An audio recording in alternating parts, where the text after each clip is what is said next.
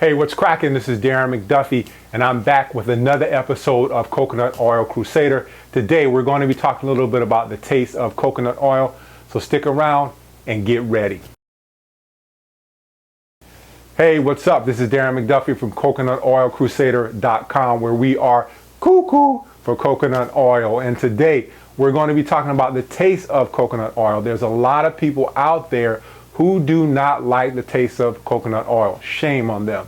But today I'm going to tell you a way to get around that. I happened to discover this about 2-3 years ago when I did a video on coconut oil weight loss. And I'll annotate that video for you on here so you can take a look at that video. Very old, not as clear as this video, but you get the idea.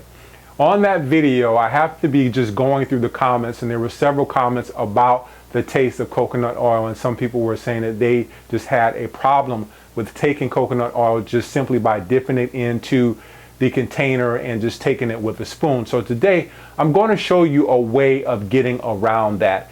There are definite benefits over taste of coconut oil, or what I like to call BOT. Just as there are benefit over risk to doing certain things, there are definite benefits of taste of coconut oil, and today we'll talk a little bit about that. This video is not going to be a long video, doesn't really need to be. I'm just going to share with you a couple of ways to get around the taste of coconut oil. Now, if you notice something about cocoa oil is that we just were into our spring, summer months, and if you ever have coconut oil on the top of your counter, you notice that it will liquefy during the spring and summer months. If you're someone who's watching this video right now, I'm filming this video in September, so if you're someone who is in a part of the country where the seasons change, I happen to be in South Florida, where we really don't have seasonal changes. It just stays warm pretty much year round. But if you're in another part of the country, chances are it's going to start getting a little bit more colder, and then you're going to get into winter months. And what you'll notice with the coconut oil, it will tend to solidify or become hard. Now, if this happens, my advice to you is to, if you're one of those people who really don't like the taste of coconut oil, stick it in a hot beverage. You don't have to pre-melt the coconut oil. You can actually just stick it in a hot beverage and it'll melt then. So let's say you are getting up in the morning and you are on your way to work and you may have a cup of joe, a cup of coffee. You can stick it in your cup of coffee and it'll melt there, and then as you drink your coffee, you get the benefits of coconut oil without the taste of coconut oil. Same thing goes for all my tea drinkers out there. If you're drinking tea, put it in your tea. It'll melt in the tea, and then you don't have to worry about the taste of the coconut oil.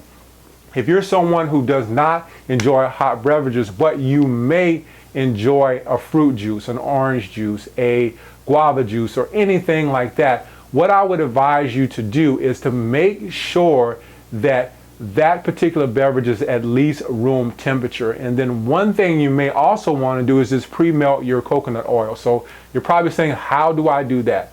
All you have to do is take a steel pot. Do not use aluminum. Aluminum has a lot of toxins, and you don't want to use aluminum.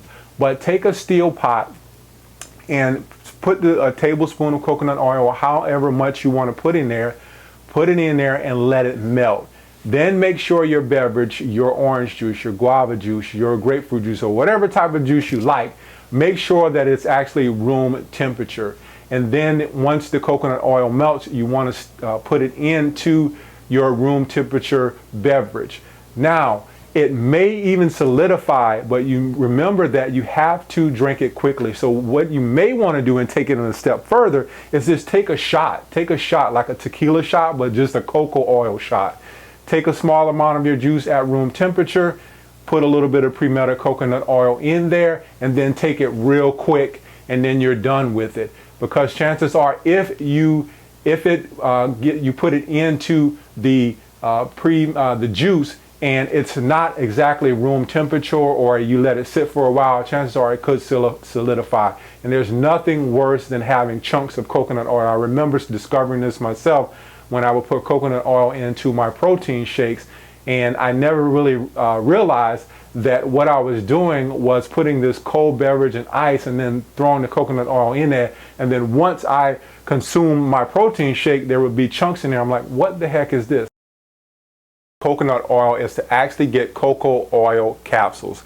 But before you do, before you get all willy-nilly and say, hey, in order for me to avoid this taste, I'm going to go out and purchase the capsules, I want to give you a few reminders which may sway you into using the good old coconut oil itself and not the capsules.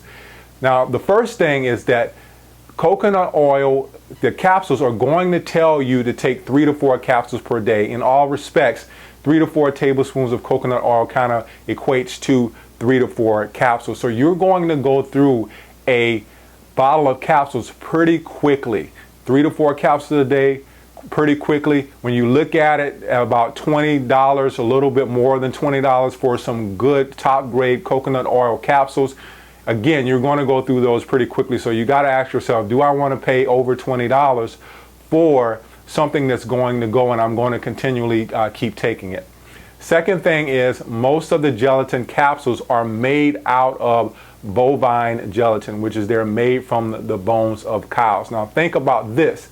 If that cow is being fed antibiotics, if that cow is being fed GMO corn, if that cow is being fed growth hormones, chances are it's going to translate into that gelatin capsule that you're consuming. If you're someone like me who is really into their health, you may want to think about that before you go out and purchase coconut oil capsules. On the other hand, if the capsules say that they're vegetarian, chances are they are made out of soy, which is a no-no. Soy is a no-no because it's one of those things that kind of increase estrogen in the body. Men don't want to do that, and women don't want any increased estrogen in the body as well.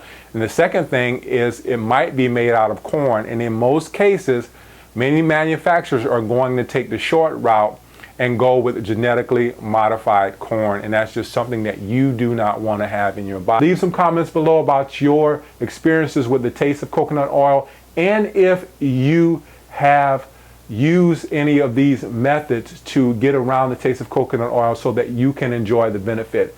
Before I go, just want to remind you that I have a radio show that I do every Wednesday night at 8 p.m. Eastern Standard Time, where I talk to health and wellness experts, and we give the latest information. I interview them about the latest information on health. So stay tuned for that. I'll have that link here below, the Blog Talk Radio link, where you can actually follow the show, and you can also listen to shows in the archive. If you have not, please go to coconutoilcrusader.com, and don't forget to click on my link to where you can get your coconut oil in a jar. Best tasting coconut oil in the world is Tropical Traditions, and that's where I get my coconut oil, and what you want to do is get your coconut oil from there too. This has been Darren McDuffie, alias the Fat Man, coconutoilcrusader.com. See you next episode. Thanks.